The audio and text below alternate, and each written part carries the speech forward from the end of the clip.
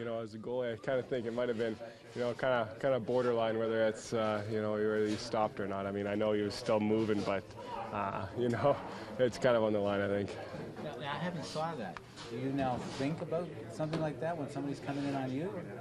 Not really. You know, a lot of guys try and stop or slow up. You know, I think when I played Winnipeg, Wellwood did kind of the same thing, except he shot or similar. So, and lots of time in practice, guys tried. So, it just so happened that it worked. It just worked well in the game.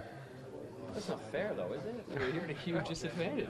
Yeah, you are. I mean, that's why it's borderline. I think last year I thought, I don't know if it was the Board of Governors or the GMs, or they kind of got together and whether to allow goals like similar to that, and they said they wouldn't, and then all of a sudden last night that was, it was right on the cuff again of being illegal or not. So I don't know. I mean, like I said, good for him for having that kind of patience, but I mean it's kind of been tough for the attendee. Are you in a position to tip your hat either way as to the starting assignments this week, or do we wait and talk to the coach about that? I think you have to talk to him. I honestly have no idea who is starting. I mean, all I did today was just try and be ready for tomorrow as best I can, and if I get the nod, then I'll try and stop that little black thing. Either way, what a doubleheader, regardless of who is starting, and going into a building like Buffalo. How exciting is that, given the success this team had against that team in the latter half of last season?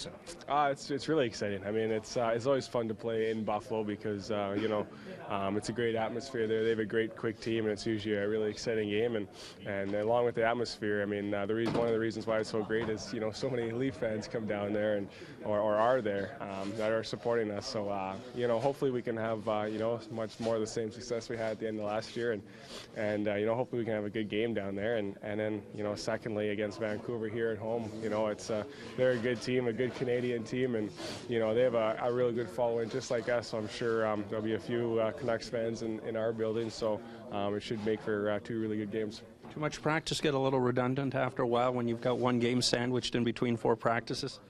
You know what, not really. I mean, especially for me, when I didn't get to play for so long, the more practice the better, and same with games. But the more time I can be out there stopping pucks is good for me, and I've really enjoyed the last couple of days of practice.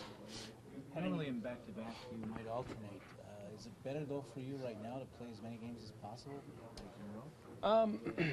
I don't know. I mean, there's kind of pros and cons to both. I mean, playing back-to-back, on one goalie, it is pretty tough. Obviously it's doable, and you do it, but if you have two good goalies and one's rested, you know what I mean? I think the advantage is to go with the rest of the goalie. So, for me, do you always want to play? Yeah, you always want to get the chance, but from a team aspect, I mean, it's always good when you have two good goalies.